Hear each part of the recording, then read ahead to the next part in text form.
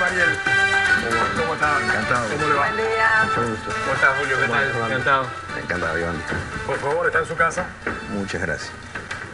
Hablar de economía, Sí, Napo, es dijiste, difícil. es difícil, pero bueno, siempre hay que hablar de un tema, ¿no? Y seguramente, obviamente, de los esfuerzos que se pueden hacer con relación a esta apertura que está diciendo Cuba que se está haciendo ya, ¿no? Es que de economía es lo único que podemos hablar cuando miramos esta penosa cumbre. Porque en efecto, de parte de la dictadura castrista, lo que está en juego es la supervivencia.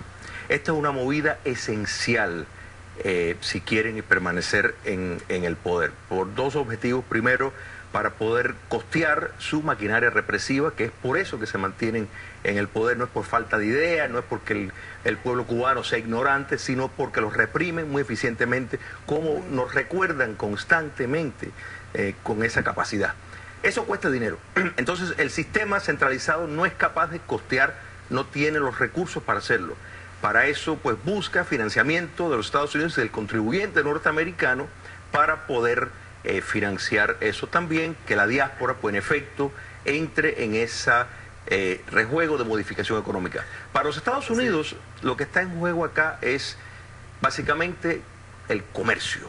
El comercio con una oligarquía militar que está en el poder, punto. Hablar de empoderamiento es usar eufemismos para encubrir una realidad cruda, que el 70% de la economía cubana está en manos de la junta militar, administrados por ellos, y el individuo de a pie no puede competir mínimamente con ese aparato. No, y quizás también Estados Unidos está buscando no perder tanta clientela o tener parte del pastel cuando se termine la ampliación del canal de Panamá, porque la zona franca de Mariel es competidor directo del puerto de Miami.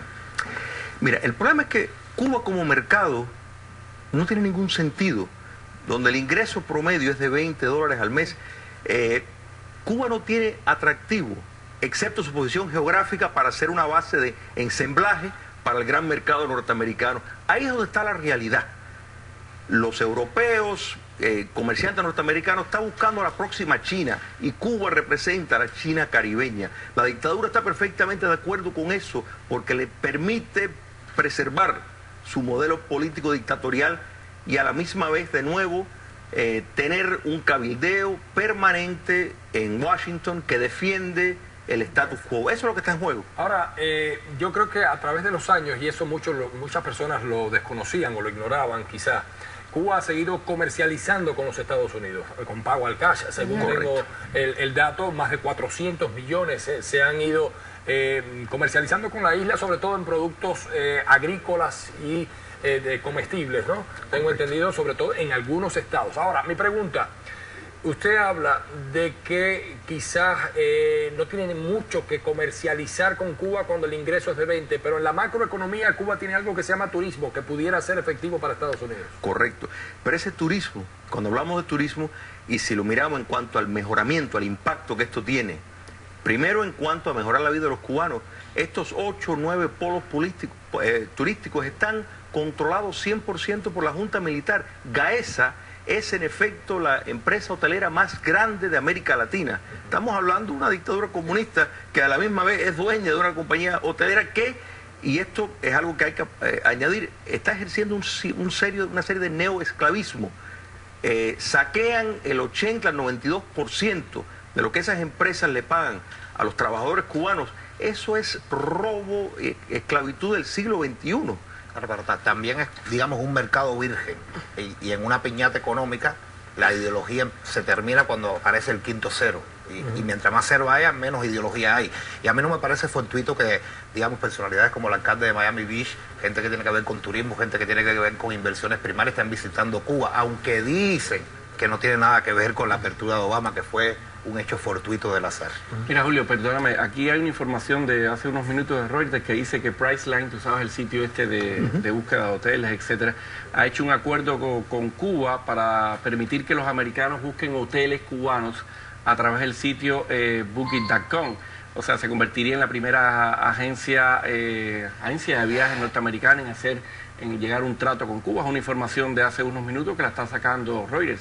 O sea, que tiene mucho que ver también con este tema del tema turístico de lo que están apostando a este tema. Sin duda, Cuba es como un lugar raro, prehistórico para muchos, precisamente porque está tan atrasado. Entonces es una novedad y sin duda el turismo, después del petróleo, es la industria que más dinero genera en el mundo. Pero miramos a China. China es el segundo recipiente de más turistas en el mundo. Realmente, si nos salimos de las ciudades que están en las costas, hemos visto que ese turismo impacta a la sociedad china que vive en su mayoría intramuros. Hemos visto democracia en China, hemos visto un respeto de derechos humanos mejorar en China. Absolutamente no.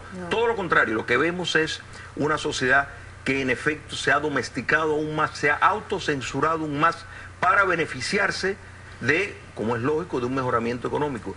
Eso lo tiene claro la dictadura cubana, que es la ruta de seguir. En economía, y a veces tampoco en Cuba se dan estos datos y estas cifras, Yoandi, la gente en Cuba vive en su mayoría por la cantidad de dinero que envían los propios cubanos que están fuera. Las remesas de dinero se han convertido también como que en una rama importante de la economía en muchos países. México, por ejemplo, logró suplantar al petróleo con el tema de las remesas de dinero.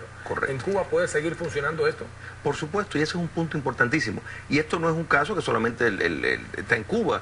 Los mexicanos, los dominicanos, o sea, los salvadoreños han descubierto que su población fuera de su territorio, que produce mucho más, al enviar dinero es como plata que le cae del cielo. Sí. Entonces es lo ideal, y más en el caso cubano, todas las modificaciones económicas están estructuradas para recibir financiamiento, porque ¿cómo va Cheo a arreglar su casa en La Habana? Si no es con financiamiento o con un padrino económico que lo tenga. Y ausente de todo esto estamos viendo, por ejemplo, los serios problemas que esto trae raciales en Cuba. La raza negra en Cuba no tiene tantas personas viviendo fuera de su territorio, que no tienen quien le mande. Estamos viendo aún más una diferenciación y una marginación de los que menos tienen en Cuba, que es la gran mayoría, y esa casta militar que está vinculada a la familia de los Castro se está enriqueciendo enormemente. Bueno, una China caribeña, me gusta esa expresión. Ya regresamos con mucho más aquí en Buenos Días, América. Muchísimas gracias. Se queda. Casa Encantado. Muchísimas gracias.